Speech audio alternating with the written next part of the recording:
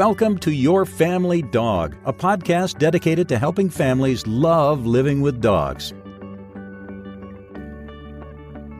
Welcome back to Your Family Dog Podcast. I'm Tina Spring. I'm joined today, as always, with the smart and pretty Julie Fudge Smith. And I am so excited for the guest we have today. It is Justine Schuurmans with the Family Dog. Yes, that's the name of the website. Correct. It's very confusing. I'm tripping Your over it family because it's dog, close. the family dog. And she has a whole new program out that I'm stoked about, right? She's singing the song of my people. So it's called the Dial Method.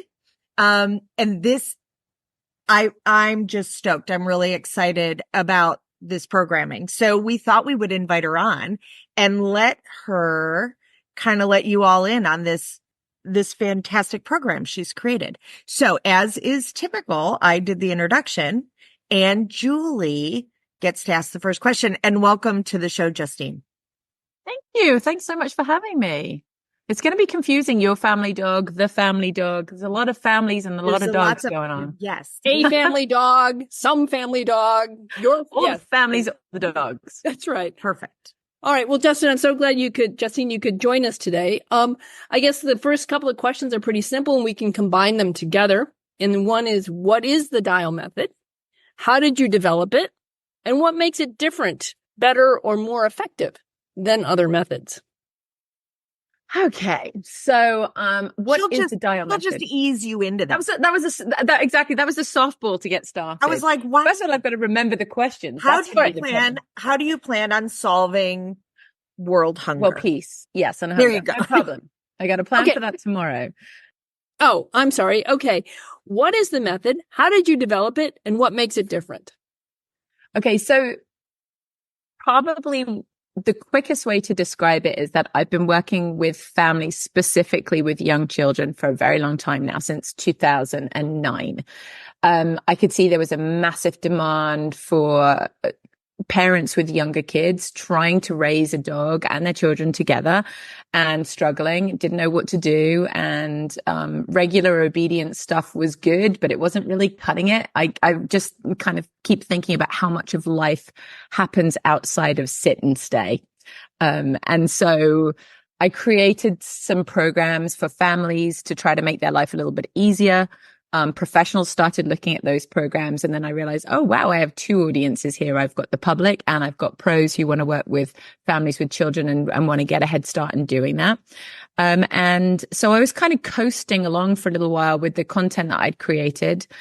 And then it got to the beginning of last year and I felt like I'd gone through this huge metamorphosis, not only in how I work with dogs and live with dogs, but in my own personal life as well. And it was time for a revamp. And to be honest, I didn't really want to do it. It felt like too much work. I had a lot of content and I was like, ugh. It's like going up into the messy attic, when you've just got to clean everything out, and I wasn't digging it. Anyway, so I had set aside a few months in my calendar to knuckle down and actually get on with it. And I used to work in television and I love graphic design. And when I get stuck, I often will start with art. And so I just started creating this shape. I wanted to have 4 things to teach families because I thought everything else was just too complicated. They won't be able to remember more than 4 things. I can barely remember 2 things. So 4 I thought was maxing it. So I started making this circle and dividing it into 4. And it kind of took shape from there. And as it started taking shape, all the essential things that I just thought that parents absolutely needed to know and I couldn't leave out, they were nothing to do with training dogs. They were actually to do with them, how they were living with their dogs, helping them understand dogs, helping them understand their own unique dog, helping them understand what to teach their children, helping them understand how to plan for their life so that it's not just a free for all. And so, yeah, it started, it sounds so hokey, but it started making itself. And there was the dog training piece of it, the dog skills. If you see the Dial Method, the actual graphic, it's the little kind of core at the center of it. Because when you learn all of the outside pieces that you're supposed to do as the human being or as the parent, I kept thinking about my children and how I've raised my children. I didn't buy baby training books. I read parenting books because the responsibility isn't on a baby to get it right. The responsibility is on us to set up the environment for the baby to get it right. Hold up, Okay. woman. I want you to say that again beautifully, like you just did. Okay. The responsibility is on us to get it right, not on the baby to get it right. And if you bring a puppy into your house, they don't speak English, they don't understand the culture, they don't understand the rules. It is not their responsibility to get it right. It's really on us to create the environment and teach them the skills to be successful in our world. And to be fair to Justine and to probably any of the trainers listening to this podcast, right? Because we espouse these same things. Like, it's not just on the dog. Like, this is about a family system. There was a time that it may not have passed yet where someone saying that out loud around other dog trainers, they would become apoplectic, right? I often say to people, you're trying to solve a behavior problem, because I do a lot of behavior services, with obedience, which is like trying to teach your child how to algebra their way out of a bully in the lunch line stealing their lunch money. That's exactly right. It doesn't work. It doesn't. It doesn't. It can help. I don't think that dogs should be just the same way that we hold kids accountable. We can hold dogs accountable for things that we successfully teach them. So we have to be good teachers, and they have to understand the assignment. And when they understand the assignment, then we have to broaden the environments where we ask them to then complete the assignment. But we have to be mindful, as you said, you can't algebra your way out of an anxiety or a bullying situation. You need a whole different skill set. You need a parent. Right. What I would also say too is that I'm not going to throw obedience completely under the bus, because that I have found when I'm working with, especially with shy or fearful dogs, is not only am I doing behavior modification, I look at husbandry issues, but I also want to build the dog's confidence. So that's where obedience comes in. When the dogs begin to learn skills and says, oh, I know what to do when a person comes in the house. I sit and things are really good. So I want to give the dog skills that it can use and it's comfortable with in order to build the confidence in the dog. So I don't want people to think that we're throwing obedience out the window, because I think that obedience can be very effective as part of the overall program for a dog. Yes, but I think you're always starting with, how does the dog feel? Oh, yeah. You can't obedience a feeling. No, you can't. Am I right, Justine? Like, is that your experience too? The same way that if a child is super upset about something, her best friend on the school bus said something mean to her. Well, we could sit and try to give her, like, well, here's logic things and, all that stuff. But until the child is feeling better, having told the story or whatever, and we go, well, could this also be true? And what about this? And you see them soften. And now we get to a place where that teaching that's more that's more like, here are some things, these are some ways we could handle that, come in. And sometimes the dog's not even in a place to learn something. Right. Like, I love Suzanne Clothier always calls it the think and learn zone. If you've got a dog that's up here, way up here, stressed out, anxious, fearful, whatever, trying to teach them a new behavior is really futile, isn't it? We know that. So we have to pick our moment. The same thing with kids. It's like, if they're having a meltdown, it's very hard to teach them something new.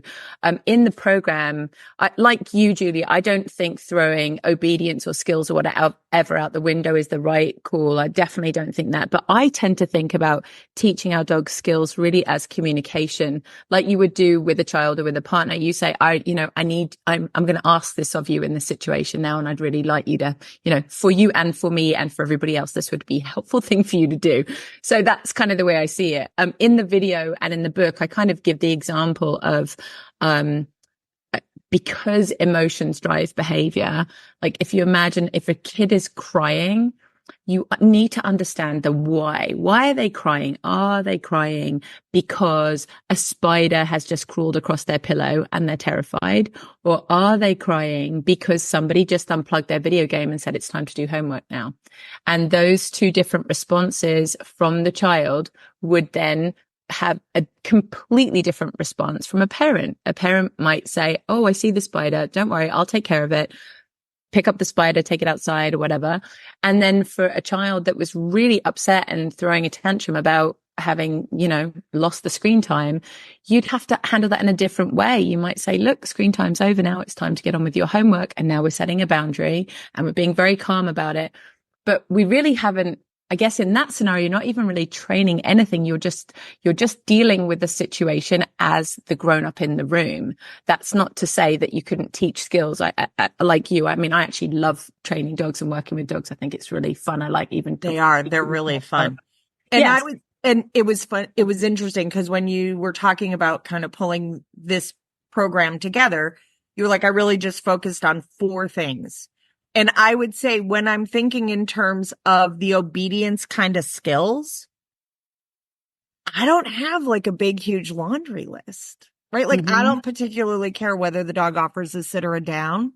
I don't care. It doesn't matter to me. I don't care if they're in perfect heel position. I don't care. And the average family I work with doesn't care about that either.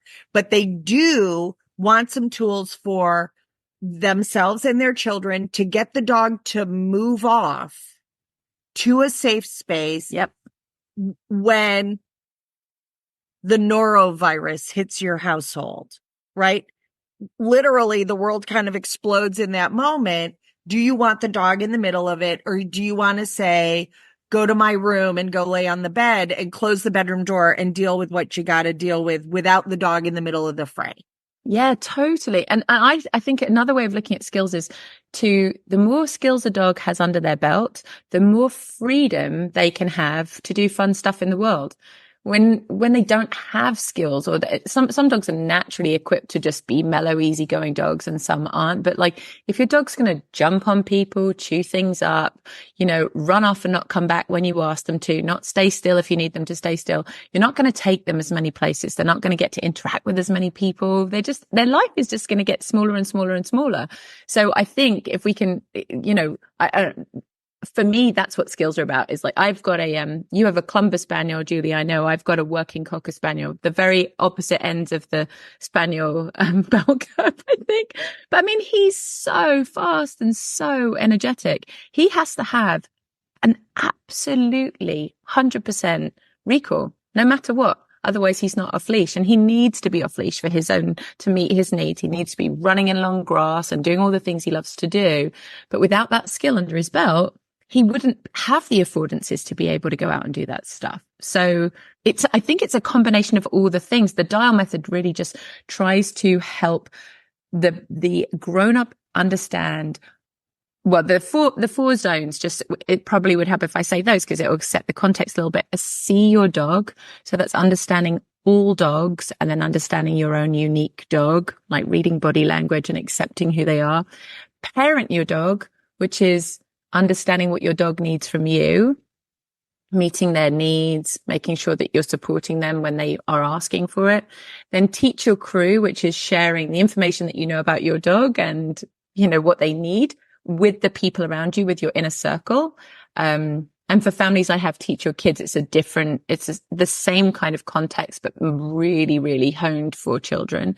And then the last one is create a plan, which is taking all of the things that you know now and all of the things that you'd love your dog to do, and think about your day as it breaks down.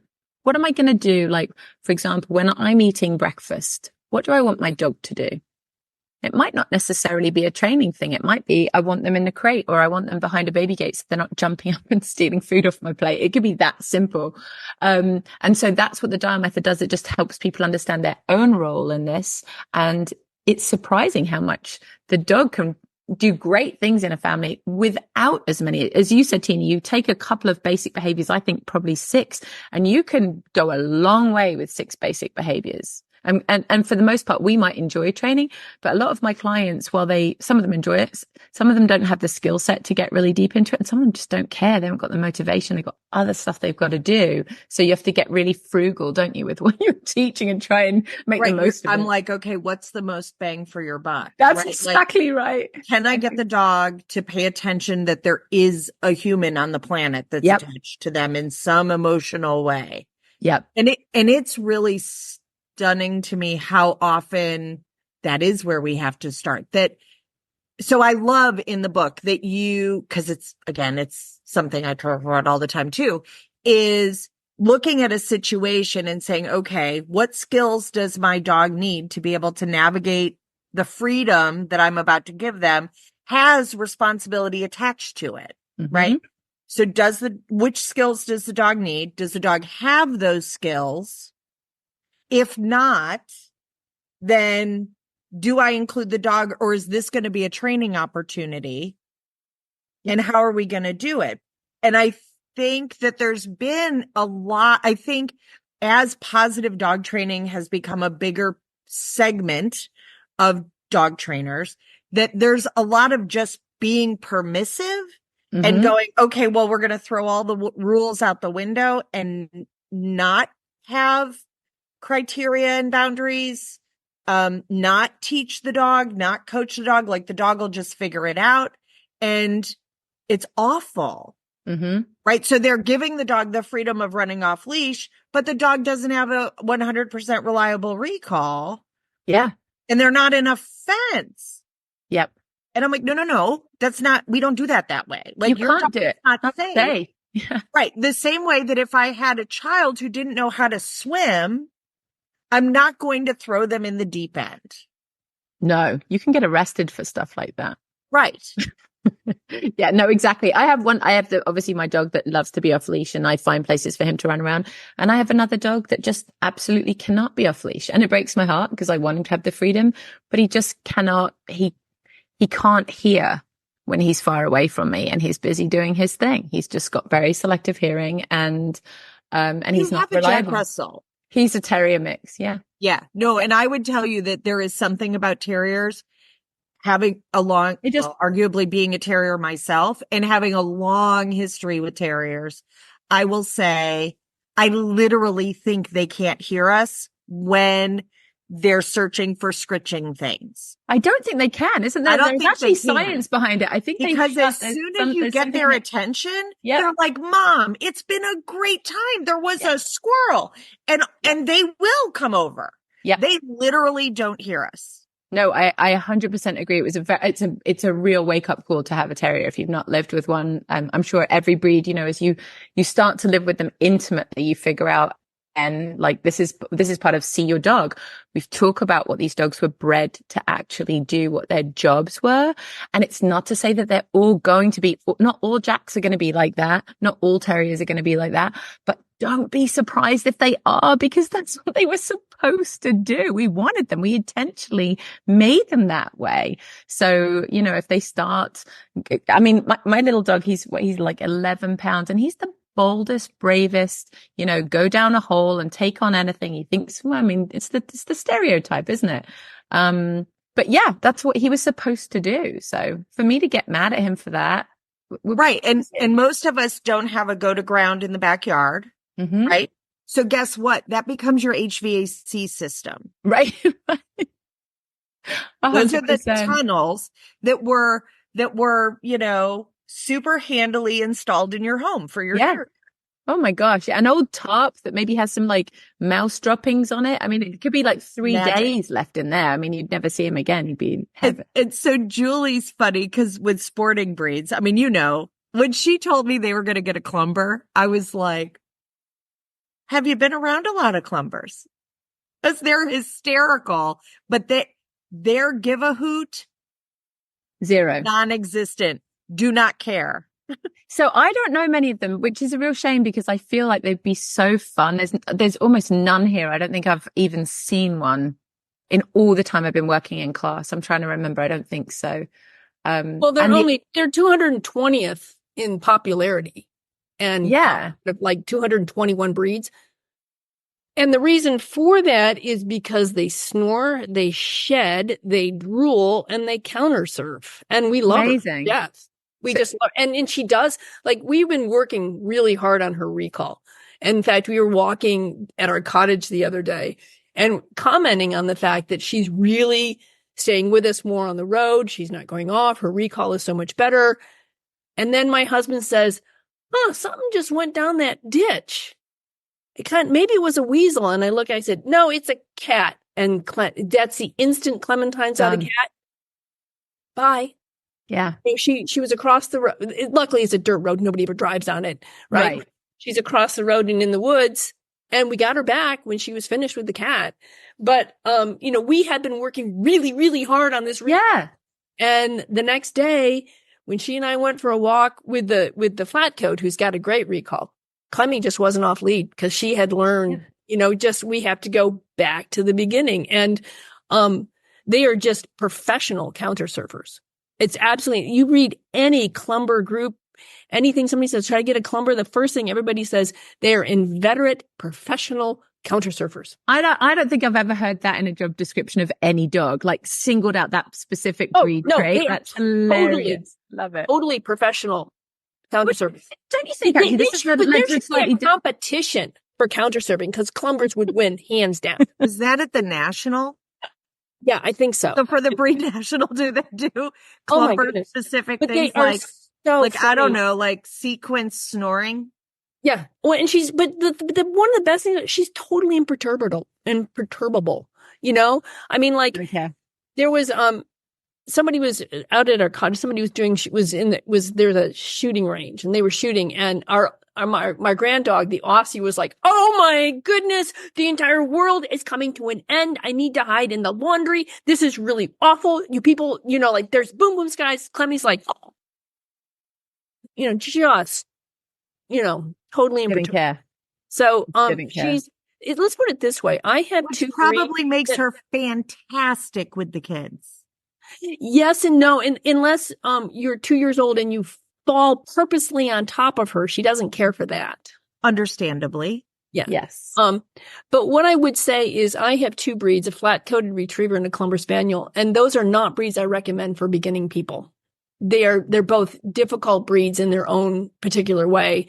The flat coat in the sense that that never grows up. It's the Peter Pan of the dog world. Mm-hmm. And I adore them. Absolutely adore them. I adore the Clumber, and I would not recommend either breed to a beginning person. For somebody who wants a brand new dog, they never had one before. These are not the breeds that I would recommend. Neither is a working cocker either. Like that. Yeah, absolutely not. So I do think this is a beautiful thing that you talk about in the group, is in the book, is in this program, is like, what job is your breed created to do? Now, there's going to be a standard deviation. Like, some are going to be really good at that job. Mm-hmm. Some are going to be really bad at that job. But if you get a bloodhound puppy, there's certain things that come with that. Yeah, you can't be surprised if their nose is attached to the ground. And their ears turn off. Yeah. And rotator cuff surgery. And actually, I feel like for the clients that I've worked with, I love Kim Brophy's work, her legs model, the family dog mediation model. And in that, with all of the knowledge of the breed groups, and again, as you said, Julie, there's a huge bell curve. Actually, no, sorry, Tina, that was you. There's a huge bell curve, obviously. And so, no two dogs are necessarily going to be the same, and some are much more drivey than others. However, when you talk to your clients about it and you explain what they were bred to do, there's a humongous level of relief for them. Because I think sometimes as trainers, we've kind of sold this idea that we can train anything. And one, is that true? And two, should we?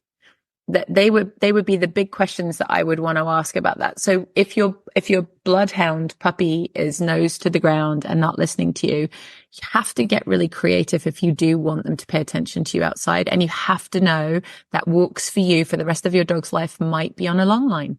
And that's just going to be the way it is. And don't feel like you failed. Don't feel like your dog has failed. You are just two very different creatures trying to share the same space. One of the things I would tell my clients is, people ask me, what kind of training do you do? And I do family dog training. And they're like, why? And I said, because my first thing is I want to help people love the dog they actually have, not the dog they think they have, not the dog they wish they could have, but what's the dog you actually have? Because I want you to love that dog. And I want you to develop a system of communication between the two of you so that you have a well-mannered member of your family. That doesn't mean it's obedience, but a well-mannered member of the family means that you two can communicate to each other and things are going to go much better because you're developing a relationship. That's what's really going to be the key. Yep, exactly. And you can do stuff together. You can enjoy each other. Well, so, and it's the magic. Like, I often am a little sad when I meet customers who are like so frustrated with the dog in front of them. And honestly, the dog is just as frustrated. mm-hmm. Right? So everybody's just harsh and everybody else is mellow. And I've had some people who are like, I don't care how the dog feels about it. I don't care if and I'm like, okay, hold up. So if your child was born left-handed, is it okay for anyone to force your child to learn how to be right-handed? Mm-hmm. I really like that. I haven't heard that. Right. Or be upset so with your child that they're not tall enough. Yeah.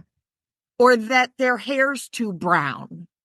Like, there are some things baked into this dog that you chose that are just who that dog is at their core. Yep. And that might mean that we find a different home for that dog. And that's okay too. Like, that is not the worst thing that happens.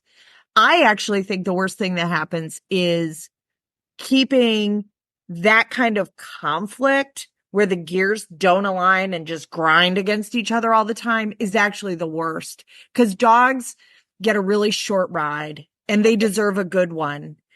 Right. And people deserve to have a dog in their family if they want a dog that's a great fit, and that the dog, I always talk about Snoopy and Charlie Brown, like neither one's perfect, but they know each other so well that it's okay. Yeah. They work it out. But I mean, it's a relationship, is it? It's like, isn't it? It's just like a human relationship. If you were living with somebody, a partner, and you just kept cooking food that they hated and they were like, I really don't like this. And you're like, I don't really care. I'm going to continue to do this. So I'd really like to go out. And the person's like, I would really like to stay in. And then you make the person go out all the time.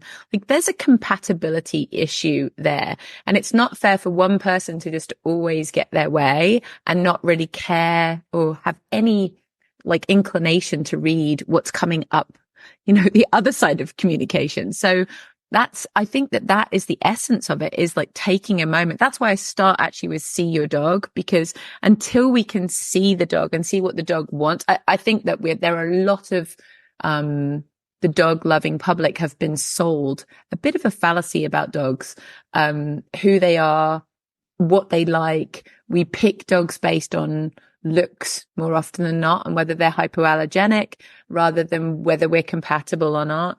And then we're told we have to take them to training classes and they need to do what we say. And the dog's voice and who they are is not taken into account anywhere. So unless we can start there, I don't think we've got a lot really to play with in a good relationship. People will just feel either that they're successful, that they train their dog and the dog does everything they want them to, or they're going to feel like they're just butting their head against a brick wall because they're not getting what they what the dream. Most people just want the dream. They just want to live with the dog they love, and they want the dog to love them and, snuggle with them at the end of the day. That's what I see. Right. One of the things that I also do too, and I know you mentioned this, and I think it's worth mentioning again, is that after I talk about my whole philosophy with clients about this, I want you to love the dog that you have. I want you to build a relationship that's based on communication and trust with one another. And part of the way to build that relationship that's based on cooperation and trust and communication is that not only do you have to figure out how to communicate effectively to them, you've got to learn effective communication from them. You need to learn your dog's particular body language so that you understand when your dog is stressed, when your dog is happy, when your dog is fearful, All these things are really important. And the more you understand and can read your dog's communication, what I find is the empathy level for the dog increases dramatically, and a relationship really begins to form between owner and dog when they feel like, oh, now I get it. Now I understand. You're not being stubborn. You're afraid. Or Right. you're confused. And so, great, I can help to clarify this. And also, too, the other thing that I have found is that it's really important for me to give like permission to my owners to say, you are your dog's advocate and you have every right to say, no, you cannot pet my dog, or to stand between your dog and the person that's coming towards it and the dog is backing up. I give them permission to be their dog's advocate. And once they seize onto that and realize, I don't have to let everybody pet my dog, I don't have to let my dog greet everybody, they become an advocate. That also increases the trust in the relationship and the cooperation. And all these things work together. And then when you got that, man, everything's a piece of cake after that. Anything you But want that is a fundamental piece of Teach Your Crew in the Dial Method, is to advocate for your dog, because they are relying on us like children rely on their parents to advocate for them. If you don't do that, they can't trust you. And you see a lot of dogs that don't trust their owners. Not their owners love them, or their guardians, pet parents, love them, but they're just not aware of that's the role that they need to fulfill. And actually, I love what you just said, Julie. I think that is the core of a great relationship, is trust. And if you violate the trust, your dog loses it quickly. It takes a long time to build, and it can take seconds to disappear. And you're building your trust in your dog, and they're building their trust in you simultaneously. You made me think of something when you were said about you taking the time to see your dog, reading your dog's body language, your own specific dog, because they will do different things. There's general rules that we know, like tail tucking usually means that they're scared. I'm trying to think, why am I blanking now? But ears going back also might mean being frightened. Lip licking is sign of appeasement, all these things, but your own dog will do different things or specific things. And with this, with my most recent dog, he's going to be 3 in a couple of days.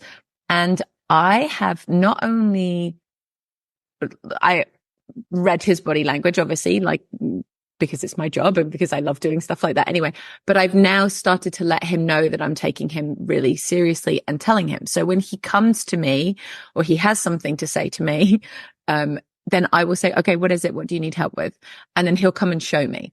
And so it's unbelievable when you take the time to listen, because they're trying to communicate with us all the time, that they will actually seek us out like children will and be like, hey, mom, I got a problem over here. Often it's to do with things like, he took my ball and now he has it. My other dog, the terrier's nicked it or whatever. And I've got to go and help him out, or something's rolled under a couch, or he's got something. He's very sensitive about his body.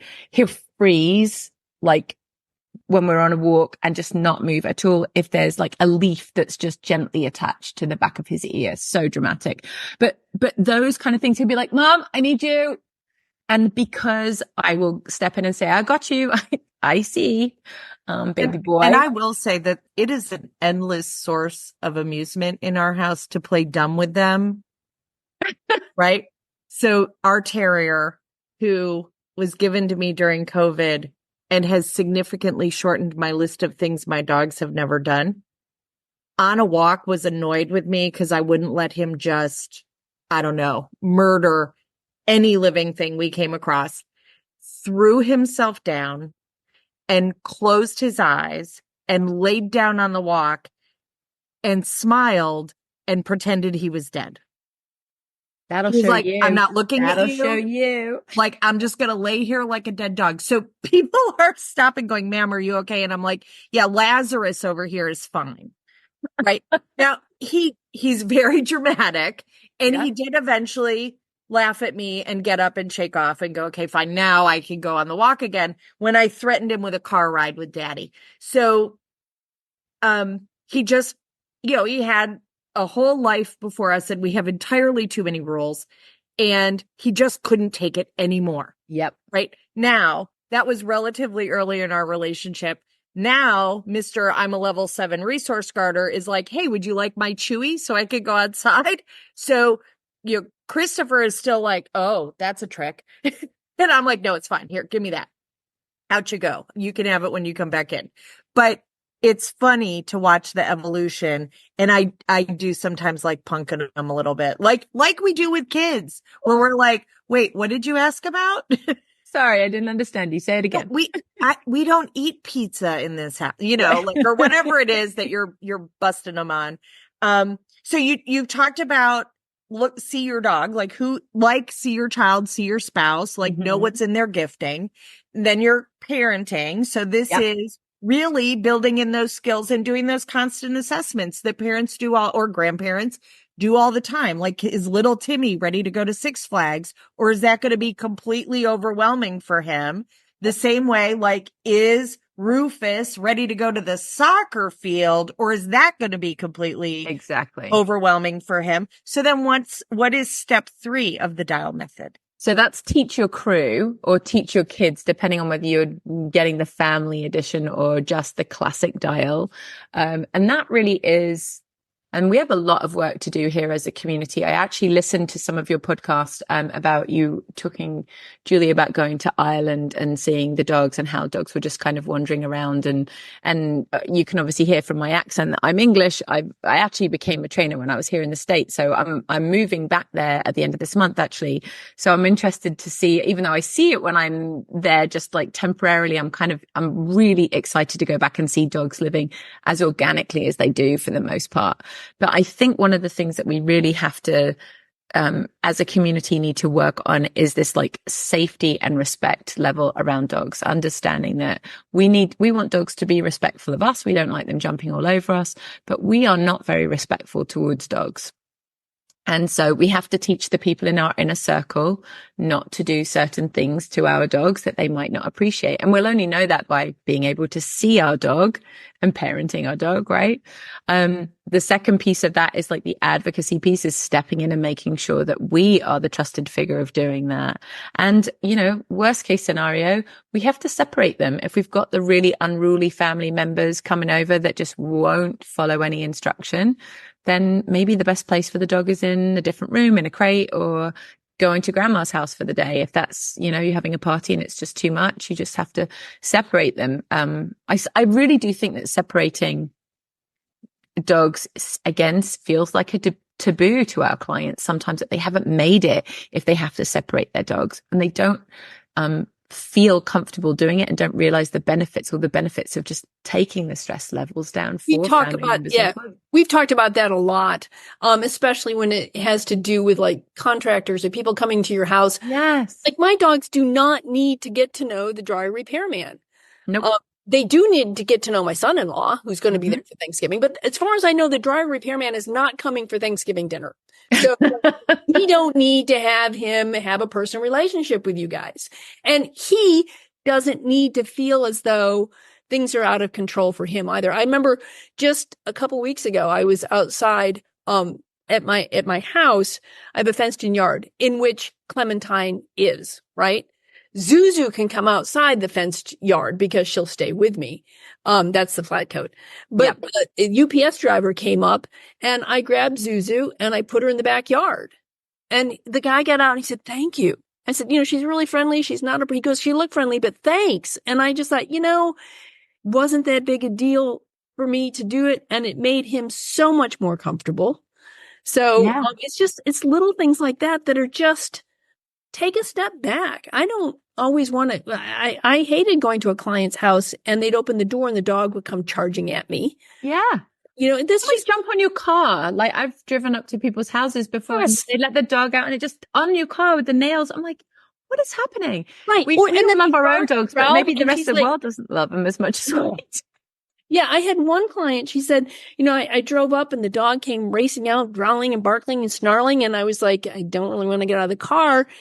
And she, they finally backed off and I got out of the car. She goes, she goes, he's fine. He's not going to hurt you. I'm like, that's not what he's saying, right, right. Which is not knowing your dog, which goes back to quadrant number 1. But and again, I have found that one of the ways to kind of get a hold of people is to say, so I work with a population of dogs called pot cakes. So lots of them are from Turks and Caicos. We have two. They can be, there's the coconut hounds from St. Kitts. There's a whole group. Generally speaking, these are dogs that prefer kind of a small world that's safe. Right? Because the world doesn't feel safe for them for a whole host of reasons. Now, again, there's a standard deviation. Some are much more social. Some are less so. Some have gifting in some areas or another. But when I turn the tide, so when I say to somebody, like, just create a safe space that your dog can go and relax and have a sanctuary in your home when, Mildred from across the street comes over to talk to you about your other neighbor, Gertrude, because she's mad at her, because she stole her eggplant. And they're like, well, I'm not comfortable doing that. Like, the dog needs to learn. And I'm like, okay, if Mildred was terrified, truly phobic about dogs, would it be a kindness to have your dog in the room with Mildred? And they're like, absolutely not. Like, that would be terrible to do to Mildred. And I'm like, right. Your dog's the same way. Mildred is a fire-breathing dragon. And if your goal is that your dog loves Mildred, scaring the tar out of your dog by keeping them in the room is not a way to convince them that Mildred is lovely. No. And that's like that. And that's a bit. Yeah, and that's a bit how you do that's that. a fear thing, right? So those dogs that come from that environment, you can imagine how many new things they're trying to have to deal with. Again, imagine the see your dog would be like off the charts for that. You've really got to know that dog and what kind of environments and situations you're going to put them into. And then even on the most minute level, even if you're living in a house with somebody that you absolutely adore and you adore everything about them, sometimes you just want to go in your room and close the door. Oh, absolutely. Like, we all need our own personal space. I just dropped my son off at college and he's sharing a dorm room with another kid that he's never met before. And he's having a great time and it's all good. But I said to him, how are you doing this? He's like, oh, I'm good. I'm a bit tired. And I was like, it's probably got to be exhausting because you're on all the time. He's grown up in his own home where he's had his own bedroom and now he's got to be on with a person he doesn't know. So I'm just even thinking on the most basic level of these pot cakes, coming into a new home, maybe everything's going swimmingly. This is the best case scenario. It's still exhausting. And it also only takes one big scare. Oh yeah. To have them look at their family and go, you are not trustworthy. Yep. Right. It's real. They're really an interesting breed group. And so I tell people all the time, being a foster and an adoptive human parent made me a much better dog trainer. Yeah. And being a dog trainer specifically to these significant behavior cases it made me a better parent, but it made me a better human being. Because I kind of learned to stow my stuff. Like, it's not about me and I don't get to set the pace. And I would say that is the difference between kind of the puppy raised in someone's kitchen from, that mom and dad are both lovely dogs and they've had the, good medical care and good nutrition and raised in a household with dogs that have been generationally bred as feral pariah dogs. It doesn't matter if they're in their kitchen. They didn't suddenly become a lab. Right? Like that doesn't, and people, and I love them. The rescues try to explain it. And, if I had a nickel for every time I heard, well, I did my research. And I'm like, okay, well, your Google search, the dog doesn't much care about. Like, we're so conditioned that dogs are there for our bidding.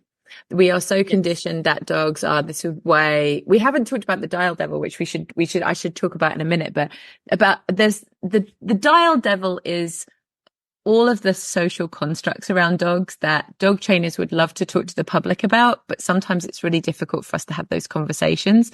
And one of them is called stuffed puppy syndrome. So, I see, because I work with a lot of kids, that kids just desperately want to hug and kiss dogs right up in their face. And obviously some dogs will tolerate it and some dogs flat out don't like it. But even tolerating it, I always think of like, you're wearing it out. You're wearing it out, but also no parent would ever say, my daughter is so great. She lets kids do anything to her on the playground. Right. And we would be so grossed out if anyone ever said that. But we talk about dogs in that sort of context quite often. It's a badge of honor to tolerate things that you don't actually enjoy. So, and sometimes things that, while the intention is beautiful and sweet and clear, is received in a really negative way. Yeah. If I have a sunburn, and you feel terrible that I have a sunburn, so you decide to give me a hug and poke me on the back to tell me it'll be okay that I have a sunburn, that is not going to be a special gift. It's not going to be helpful. It's not going to be helpful. No, that's not going to be helpful. Right? But so even with the people that are adopting the pot cakes, I'm thinking about that. Like they might even in their heads be like, oh, we know what we're getting into, but they've just heard this story so many times over and over of what a dog is supposed to be. Yes. And it's not always going to, and it's in that particular case, it's likely it's not going to line up. Definitely not at the beginning. And that's why I think so many dogs are in rescue, because of this mismatch of expectations more than anything else. Are you getting, like, the last 10 years, all of a sudden, everybody is like, if I don't take my dog for a walk every day, I'm a terrible human being and I'm going to go to prison. And I'm like, your pot cake, your fearful dog, it doesn't even have to be a pot cake, a dog who is genuinely sensitive, that walk is the dog going, lo, though I walk through the valley of the shadow of death. Like, it's a haunted house, and they don't know that the people can't touch them. Right. Like, and dogs will put up with an amazing amount of discomfort in order to love us and do what we want. Mm-hmm. Right. So that's, I think, sometimes the real tragedy is like this poor dog is doing something that is excruciating for them to try to fit in, to try to just meet their family's expectations. And their family is also doing something that they probably in their bones know the dog is not really actually enjoying this. This is awful, because they're trying to meet some preconceived conception of what the world believes of them. And so I love, like, this dial method, like, I'm digging it, whether we're talking about people or whether we're talking about dogs.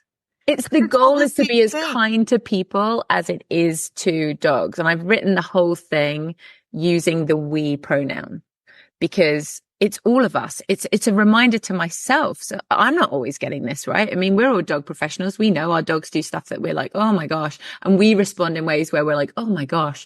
So sometimes we have to poll our friends on how we get ourselves out of sticky situations. None of us are doing this perfectly, but it's a good reminder of what we should be doing. And maybe not listening so much to the cultural expectations of us, but really starting to focus on, Julie, as you said, the dog in front of you, where you are right now, the environment you live in, the family members you live with.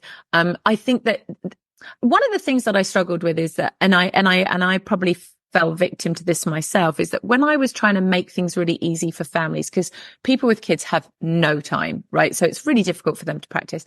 I'm trying to get the message smaller and smaller and smaller and smaller and smaller and smaller in the hope that I can get them to get somewhere on their ladder of success, right?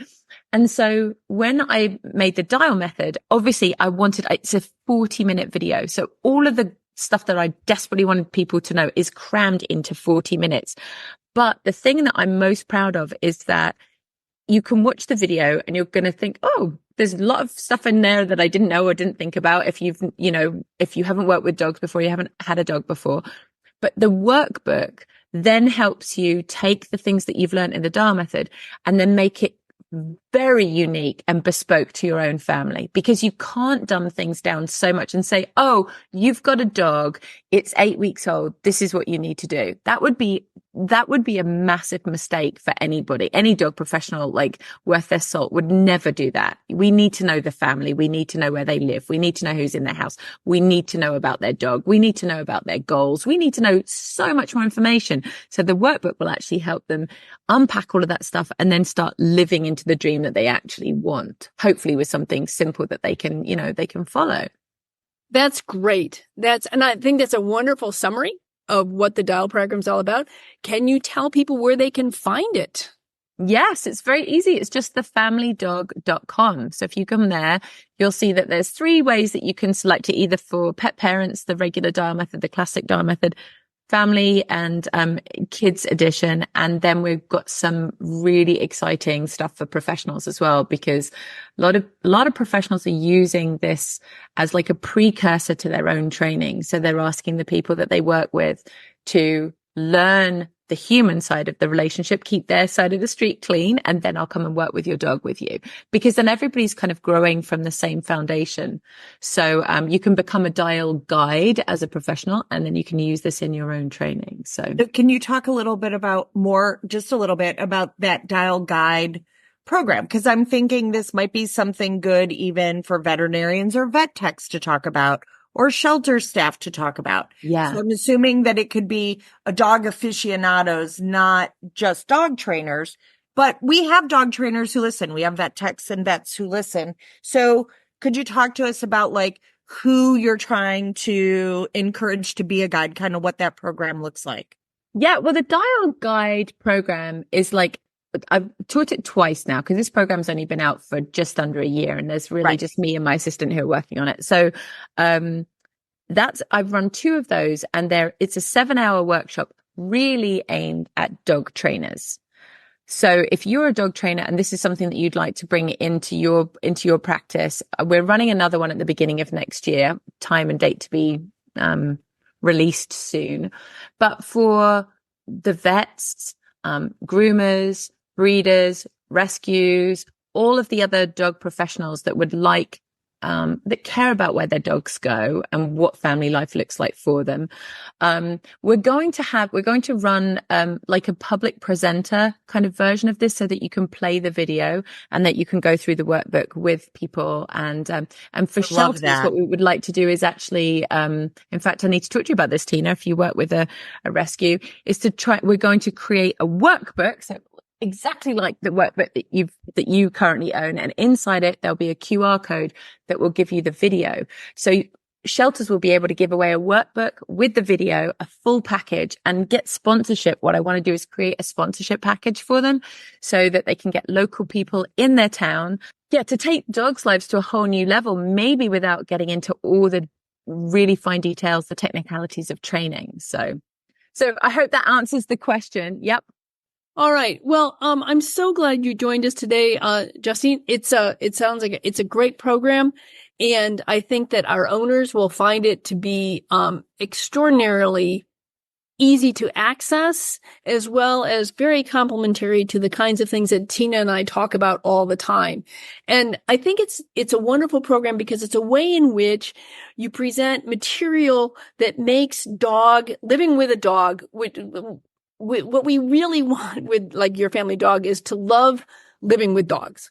And I think that your program really assists families in living and loving the dog that's in their life, and providing them with a way that doesn't feel quite so burdensome. Training can feel very burdensome sometimes, and we don't want to burden families. We want to lighten their load so that their dogs' lives are lightened too. So yeah, we want to make it fun. I used to work at Nickelodeon. I used to work in television before I was a dog trainer, and that's hence the video production stuff. For me, it's always been about making things fun to learn. Otherwise, people aren't going to do it. And you're right. In fact, Julie, you just said a line which is hilarious. It's in my book. It says, I don't want you just to live with your dog, but I want you to love living with your dog. So we are completely on the same page. It's not just about struggling. Right. It's about enjoying each other. That's why we get dogs. It's the whole reason. We want to have fun with them. We want to enjoy their company. Well, the other thing I think is nice about your program is sometimes I kind of felt when especially with the first training that I went to, which we don't talk about, those are the dark days. Anyway, it was just this terrible burden to get it right. Mm-hmm. And that what happens if I make a mistake? And what I love about this program, and I think what Tina and I are trying to, which is why Tina and I always talk about all the mistakes that we make with our dogs. Always. And I mean, I'm sure that people think if they listen to any of my stories about Clementine, by the way, it was named for Clementine Churchill. They're going to go, she was a dog trainer. That's just really sad. But the fact is that we are going to make mistakes. Yes. If you have a relationship with your dog that is built on cooperation and trust, when you make a mistake, you've built up this bank of trust and love with your dog. Mm-hmm. And if you build it up enough, if you take a deficit because you did something stupid, yep, there's still stuff left in the bank. And it's so important to have that relationship bank as full as possible so that, you know what, inevitably, because pretty much on a daily basis, I do something stupid. Not with my dog. Do. This is, I mean, it's a fallacy that we are perfect and we get it right all the time. There's loads of times I'm like, oh my goodness me, I'm really glad there's not a camera on me right now. Like really, it's so, we just mess up. That's part of being human. In fact, it's advice I give to my kids. I'm like, get used to making mistakes. It's actually what you do with the mistake that is important because you're going to make them for the rest of your life, kiddo. Well, and I don't know, there's a lot of advocacy here for screw it up a different way next time. Like that. Yes. Right. I mean, I don't think like slamming my hand in the car door over and over is a great way to learn, but man, I learned it the first time. I didn't get a second lesson on that. Right. So, I think a lot of times it's really interesting that I'm like, okay, well, so how did you handle that situation? And they talk about it. I'm like, okay, well, what do you think worked well? And what do you think maybe you might want to adjust in the future? And people are like, not get a dog. And I'm like, right. Because that's how we feel sometimes. Like, okay, I just need a new one because I've made all the errors with this one. But I will also say like some of the coolest stuff that I have ever figured out, I figured out by that not easy dog. Or that easy kid, or that not easy customer, or that not easy situation. And I get to be creative, which sometimes as parents, whether parenting dogs or kids, we're just trying to survive the day. And I understand that. I was right there too. But where the magic started to happen was when I realized like, oh, but I don't have to always be putting out fires. Like I could actually have a plan for how the day's going to go and even consequences. Yep. Right? Like I don't even have to think about them in the moment. I could be like, hold on, let me open up the kitchen cabinet. Today, your consequence is, and I point to number 3. Mm-hmm. Now you get to vacuum because you've been stealing my energy all day by arguing with me about every little thing. And so I don't have the energy to vacuum today. So thank you. Over to you. Vacuum. Yes. I just remember with my kids, I used to say, even if I got something wrong, if I did something, made a mistake with them, there's a pretty much 100% guarantee I'll get a repeat on that. But even if I did it right, there's pretty much 100% guarantee that I'm going to get a chance to do it again. Right. And, so I mean, it's just, there are very few things that come up with our kids or our dogs that we don't get in some way, shape or another a do-over. I mean, there are certain things you can't do over, but there are many, many things that's kind of like, I messed that up. All right, let's try it differently next time. And it may be a little bit harder next time because I really messed up this time, but it's not totally irretrievable. So, yep. And you learn them. I wholeheartedly agree that you learn the most in the most difficult situations. You do not like it in that moment and you want to rip your hair out and you're all grumpy about it. And then, you have to go outside and scream outside into the woods or whatever. And then you come back in, but you make the biggest strides in your life through the hardest times. And the most difficult dogs will push you there. The most difficult kids will push you there. And you have to be grateful for those moments. I think they just expand you. We know it's because my goal is to learn every day too. Yeah. Yep. Yeah. So, So when you do have that's that difficult dog, if you're at home listening and you're like, oh my gosh, but you haven't met my dog. We all have had one of those dogs. And Yes. they drive you absolutely to distraction. Well, and often what I see is that their gifting and our gifting is off, right? So that dog just happens to be dialing for your sensitivities. Yep. And hitting it every single time. All right. Well, we probably need to wrap this up. Well, we would love to have you back sometime. Well, we just need to have you come back. That's all. Totally. I'd love that. I'd love it. I feel like there's lots for us to talk about. We could go deep on one of these subjects. There's so much. Yes, I'd love very that. much like that. So, but today is not that day. Today was the introduction, and we've had guests that have come back 3 and 4 times. So, and we love it.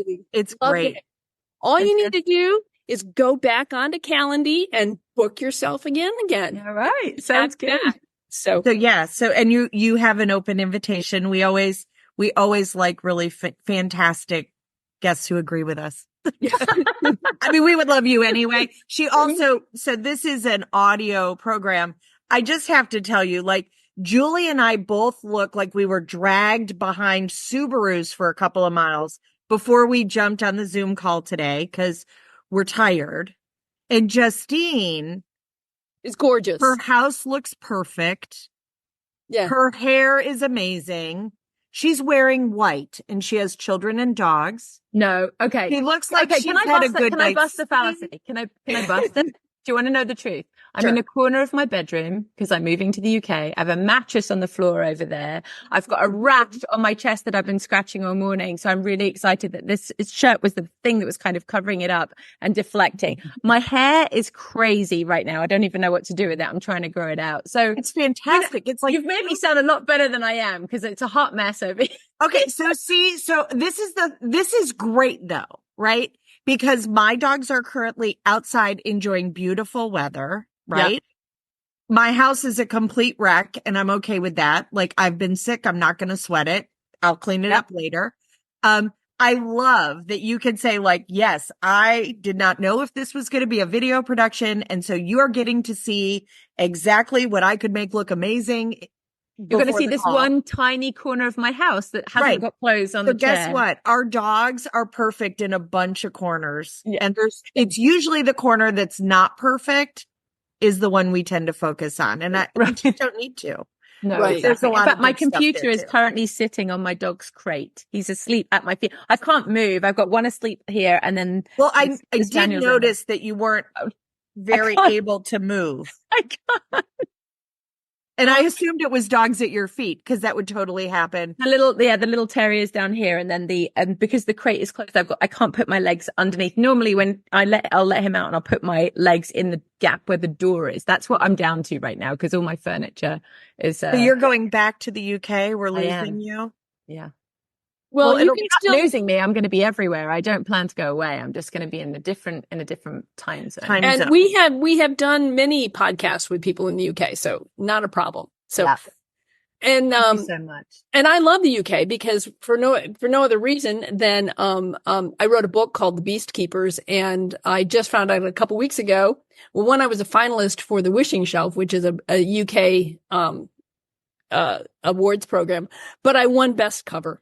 So you're a big head honcho in the UK then, huh? I don't think so, but anyway, but I like the Wishing Shelf in the UK because they give me awards. No money, but they give me awards. So I'll take them. So we all like awards. Yeah, it's who fun. Doesn't? So, all right. Well, I need to go because I'm a hot mess because I've been up since 5 a.m. because my cousin had surgery and I had to take her to surgery. Now I got to go pick up her meds from the pharmacy. So I really do need to book it. So I get to go teach a puppy class. All right. And you get to pack off for the UK. So we all have lives to live. So I got to take my dog to run in the grass. He's been here for the whole day. And I would love to hear more about the guide program. Yes. And find out about that. And yes, we'd love to have you back you handled today as if your world was not chaotic. I would have never It was perfect. Guessed. So good job. Oh, thank you so much for having me. I really appreciate it. I've loved talking with you. It's been great. It has been great. Have a great day. All right. And thanks for listening to Your Family Dog. Thanks for listening to Your Family Dog. Got questions? Interesting ideas? Visit www.yourfamilydogpodcast.com to share your thoughts.